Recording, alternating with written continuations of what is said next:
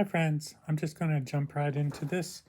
In the meantime of me writing between poems, uh, writing between styles of poems, I've been making a very long list and record of my music that I do on my synthesizer.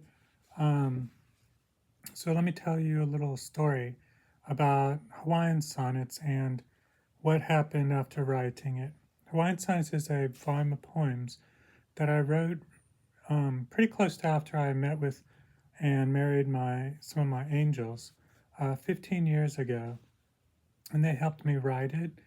And it was done in a special kind of way, which is the way that pretty much it's close enough to the way I that I worked out in my latest video, explaining how I can write using with the help of one of my or more than my more than one of my angels. Anyways, after I wrote the book of Hawaiian sonnets and other poems with my angels 15 years ago, some very strange things started happening to me where I ended up losing this way of writing. And there's this book I wrote called The Book of B'nai Vuva, which explains this in detail. I'll put it in a link below. And also, and the Book of B'nai Vuva, I figured out later that this bewilderer character who caused all the trouble in the first place to get me to lose this method of mine of writing poetry was actually me from the future, which is kind of a strange understanding of how it happened. But things in life are pretty strange. Um, so basically, uh, I've written lots of books. I've written about 270, 300, maybe more than that. I haven't really counted them. Although I have a list of books that are 300 or 230 books um, in my somewhere. I mean, in my PDF files. But I have more than that actually. It's just that they're not in that list. These all came after I wrote that book, Hawaiian Sonnets. So I've been pretty busy in the 15 years that I took waiting and trying to get this style back. And then just recently, it came back to me. And it looks like it's going to stay because of my understanding of the process of how it actually works out. It's a big, big, big deal to me because basically phrases, an original phrase, I think of as an immortal phrase. So, like you have these special strong poets in the tradition, in history, who write really great verse, and they come up with these great phrases, or just little tidbits of phrases, and they stick around forever, and everybody knows them. And anyway, that's what I'm trying to do is write, or I am feeling like the poetry that's coming out is Hawaiian sonnet like quality. And my book Hawaiian Sonnets I actually ended up memorizing because it was memorable, and the originality of it made me at least personally feel like I accomplished an act of originality with Hawaiian sonnets, which is why, as a poet, as a writer, afterwards I felt so bad that I lost this style. Um, my angels, whom I married, I never. They say that they're not muses, but recently I've asked them to kind of like act like muses, or we've kind of decided that they're going to act like muses.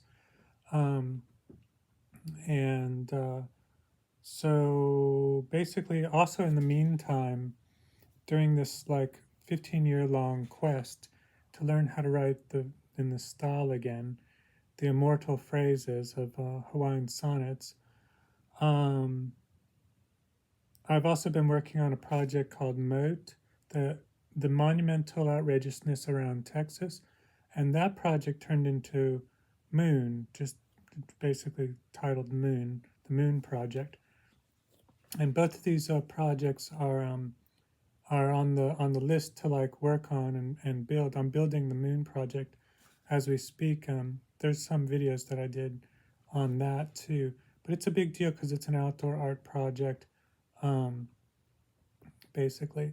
And then I have my YouTube project here, which is technically all this synthesizer music and other kinds of music that I've made, which is over 3,200 or 3,300 pieces of music that are all separate, that are diverse, and they never are the same from each other.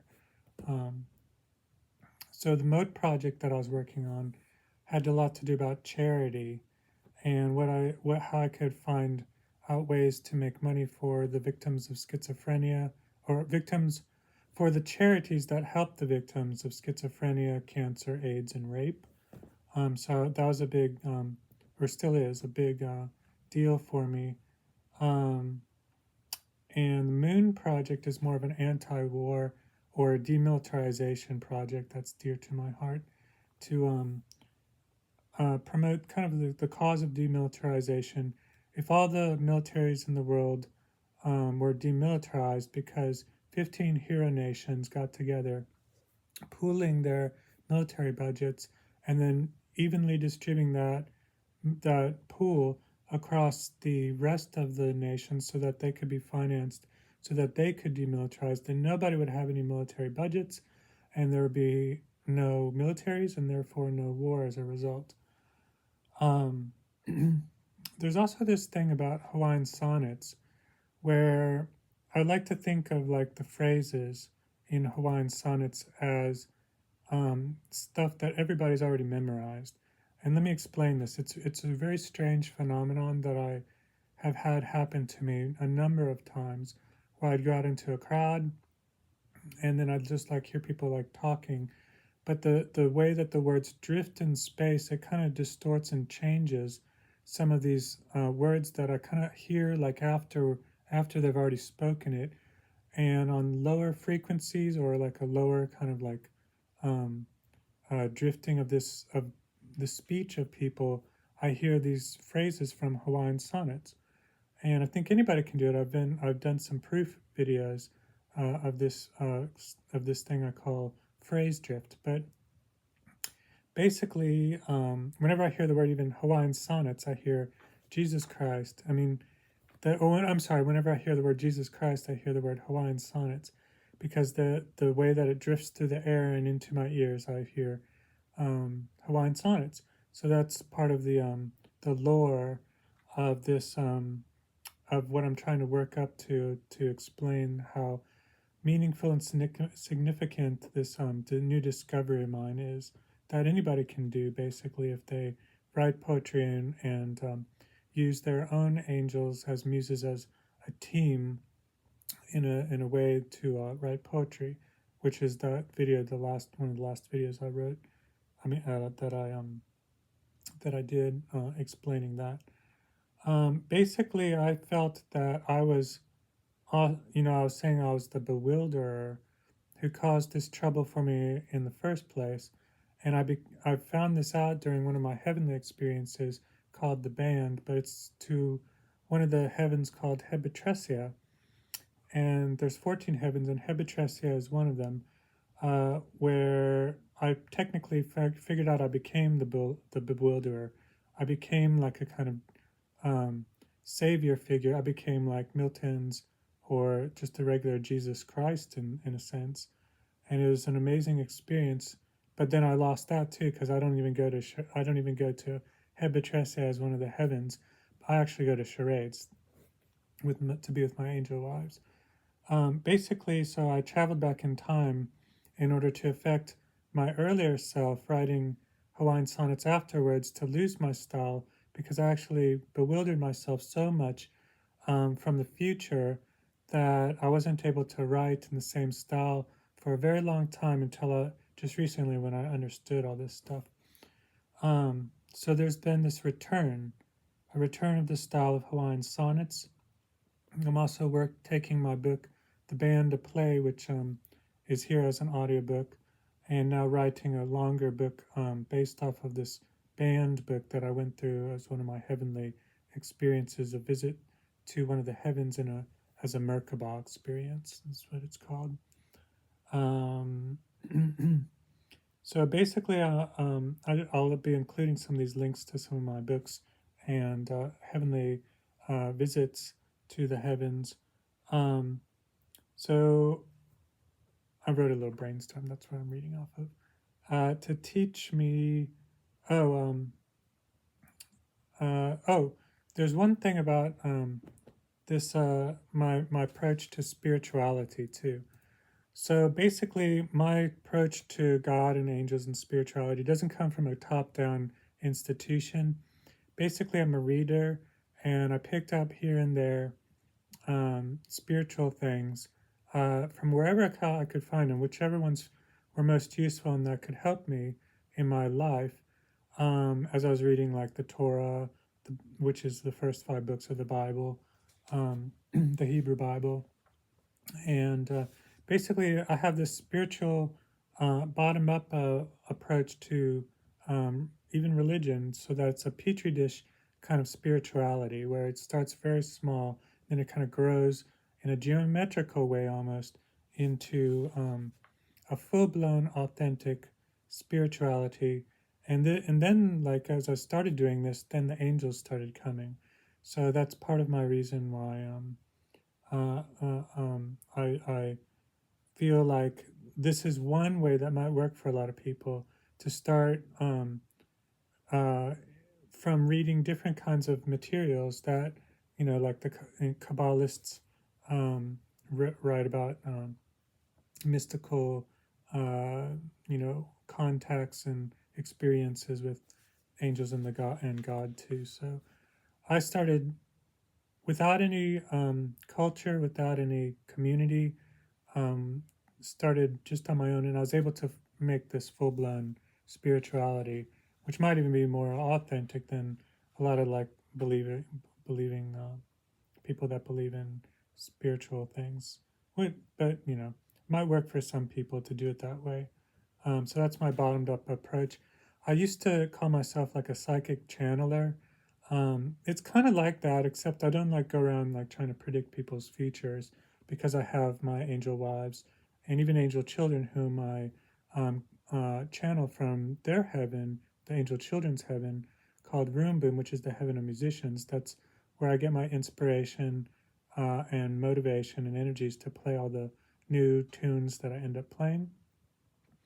So, being that charades is one of the heavens, I am certain that everybody goes to a heaven, their own heaven, that there's no hell, there's no Satan, no demons or anything like that, but that if you have, say, visions, call them visions, or good visions, those are angels that you can have. Although for me, my angels come through pulses in my body. I don't see them or hear them necessarily. But people who do have bad visions, who say that there are like devils out there, things like that, I just think of those as hallucinations. Thank God science came along and started saying, well, these aren't possessions, but hallucinations that people are having. But because these hallucinations are can be treated because they're actually harmful for people in a lot of cases who are burdened by them and anxious over having the visions that they have that are bad visions, which are just basically hallucinations. Although if you have like a good vision, those aren't hallucinations; those are the real things. They are useful and they don't harm anybody. And so all angels are good angels. The heaven that you are in when you're a writer, or the a heaven of writers. Not that if you're a writer on earth, you'd necessarily go there. It's just wherever you happen to go, it suits you best. But the heaven that I was in when I wrote Hawaiian sonnets over a period of 3 months is called Will is Waving. It's one of the 14 heavens. And this is a physical team effort to write in the style that I'm writing. And when I say team, I mean my angels and I, angels acting as muses, and physical because I feel them through the pulses in my body and also through like motions that they can affect upon my physical body, my corporeal body. Um, it's kind of an outrageousness, which is also why having angels relates to that organization I was telling you about called the Monumental Outrageousness Around Texas, which was an art project and still could be a possibility for one day, where I build these spirals in every county, which attract tourism. It costs like $6 billion, so that's one reason why, for now it's put off on the side burner. Um, but these moon versions that I'm doing as public art, I'm funding through my own efforts, and they will get done. Being that they only cost like $2,400 each. That's not chump change, but that's what I'm doing. I'm funding my own art project too to cause um, some people to get interested in the work that I'm doing. Um, and so in my setup, I'm going to need some help with these moon projects too, I realized. So that's extra workers. I can't do it all on my own when I actually move out the spandex fabric to a site in order to do that.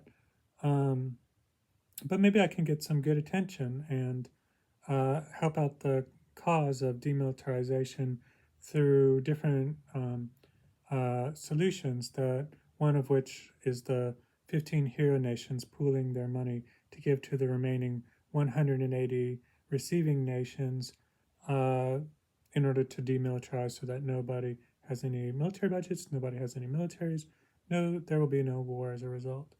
Um, so basically, I've got land art that I like to do in order to one way to get like attention. So, but I was saying that I have these musical children that are angels that I channel, and then there's my 34 angel wives, which all came. The majority of them came in that first year when I was writing Hawaiian sonnets 15 years ago. So I've been with them a long time. I'm very used to them, and I love them very, very much. And they are my constant companions in my life, um, non-faltering, and they're very good too, and lovable, and sweet, and every good thing that they're the best. I should just say in every sense of the word. But I don't support like earth polygamy. In a spiritual sense, it's one thing, but in earth polygamy, I think it's totally different. And I wrote this book. One of the books I'll put down in the links called "Prostitutes" that I wrote is the origin story of how I became married to my angels, and I was trying to help some prostitutes get away from a cruel pimp who's having her sell them sell their bodies. And so it turns out that I thought I was channeling them from one apartment to another, and talking with them, via like a psychic ESP or something through my body. And it turns out when I called the cops after like months of like talking with them and helping them like get hope that they're gonna like get an escape from this cruel pimp, calling the cops didn't do anything. And one time I did, the final time I called the cops, um, basically my angels came clean and they said, this was going to be the time that the prostitutes that I was trying to help get away from the pimp would come to my apartment, and then the pimp would go to jail. But basically, the angels came clean and they said, no, you weren't channeling earth humans. You were channeling angels this whole time. So, and this is after I even married them. So I was like, married angels, oh my gosh. But that's what happened. And I wrote this book called Prostitutes about it, and other books concerning my marriage to my angels, how that all got started. Um, Here on YouTube, I call myself Billy McBride Entertainer, and I've been here. And Hawaiian Sonnets was written around the time that I started becoming on YouTube too, about 15 years ago. The book Hawaiian Sonnets took me 3 months to write. It's got 100 poems, um, and uh, I'll put it like a playlist I'll do a playlist sometime of like different heavens that people go to after they die, um, of the different kinds of heavens. But a few of them I've written about in length. One of them's Hebetresia, one of them's Stay Friends, another one is like Well, there's 14. There's a lot of them, but those are the main ones that I've written about. Machine Cloud's another one. So I wanted to show, like in that last video where I talked about writing with my angels, how it's done, and to get these immortal phrases. And I was going recently full blast with the Moon Project, but then this came along where I rediscovered this Holy Grail almost of learning to write in this particular style of like coming up with these immortal phrases that are so original. They're shocking, and but they work together, and people can like say them as original phrases and be um, inspired to like think poetically, not politically, but poetically. So I slowed the Moon Project down, and I entered that heaven called Willows Waving. It's more of like a state of mind. Heaven, everything else on earth was the same, but my state of mind was like, hey, I'm in this like kind of heaven. And what it does is like takes pairs of words and looks at their relationship and makes up kind of a phrase. So I assembled these phrases into sonnets and poems, and I have a history for a long time uh, with words and how words change. Well, I don't, but everybody does actually. Using words that have changed over time, and the styles and meanings change over time with words. Diction, which is word choice, changes, and diction has a lot to do about this charades method of like coming up with phrases from the heaven of willows waving, the writer's heaven, working with the angels as muses. Example. Uh, uh, I did that example video of how the poems are made. I was saying because the angels can move like my body and gesture themselves towards like words, and I have to guess these words like as I'm in a charades game. It's a bit like Earth charades, but it's a little bit different since I'm using it as a method of writing. So I find like sometimes opposite words, and then I'll go into like if it's the sun, then I might say, okay, now I'm going to concentrate on the moon instead of the sun, and then from the moon, my angel will like shake her head like this, my head like this, and I'll have to guess like what she's trying to hint at in order for me to write like something about the moon. So when she does like this, it could mean like the moon gravel because it's kind of like in a gravelly way. The moon's surface. She would like say, yes, that's the moon's surface. So then I would write surface, and then I'd write another word that related to. I'll do the same method over again and come up with a pair of words, and then assemble these pairs of words in order to make a sonnet. So basically, that's how I get like I make these guesses, and they're very kind about the whole thing.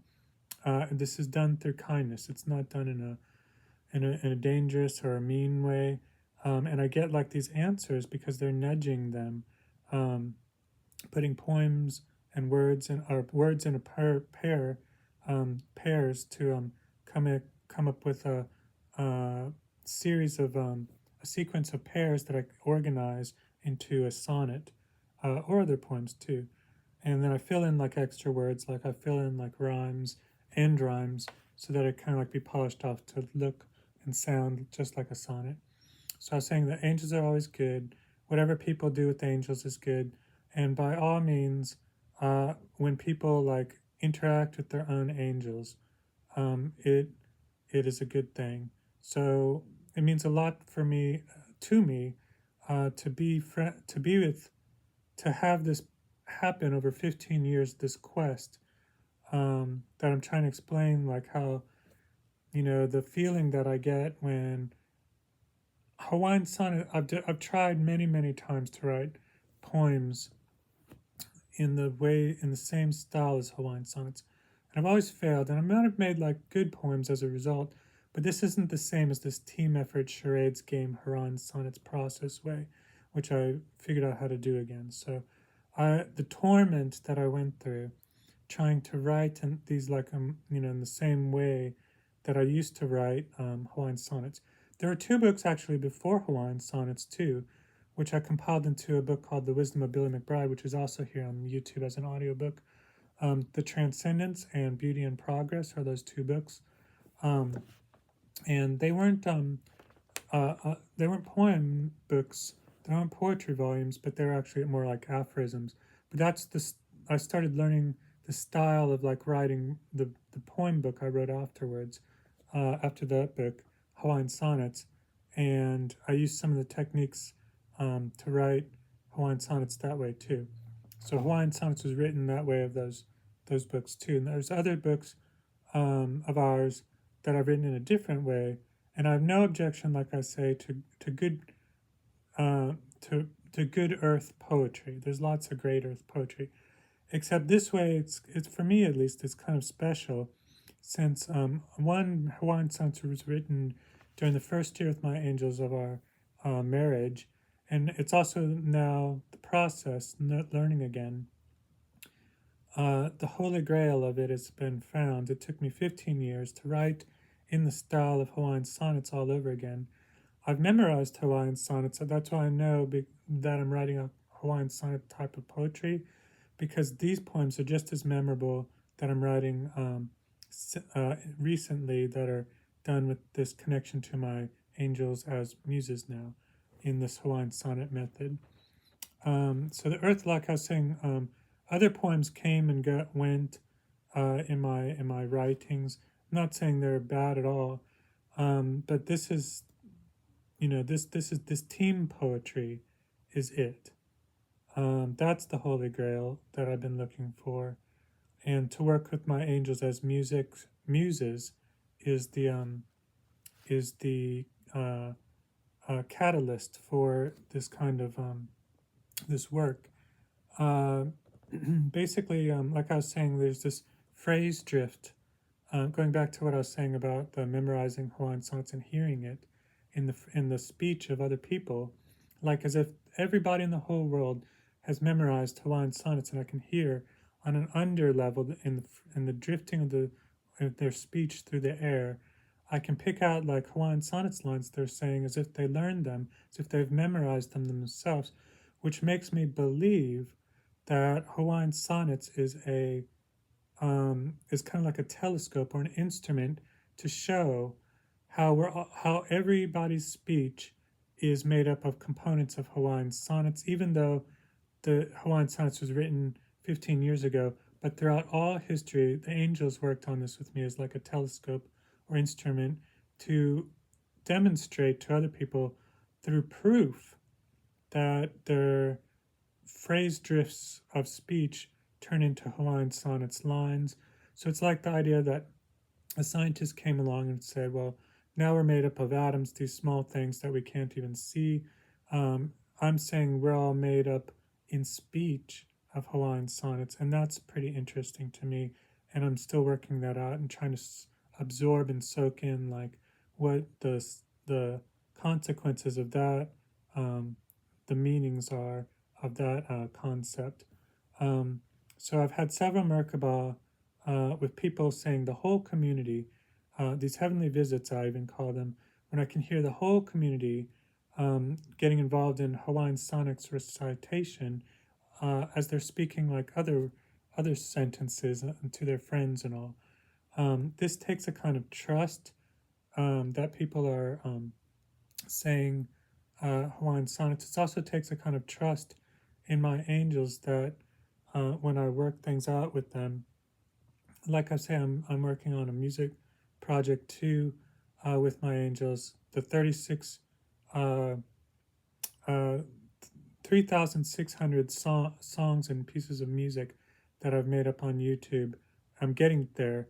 I'm about 300 pieces away from that, but that's a lot already. 3,300, um, and uh, and so I'm trying to describe this feeling, this mystical feeling of willows waving as a heaven for writers that I'm going through, and make it not ineffable, that it's actually something that people can understand and relate to and practice on their own in order also to be with their own angels and write good poetry too.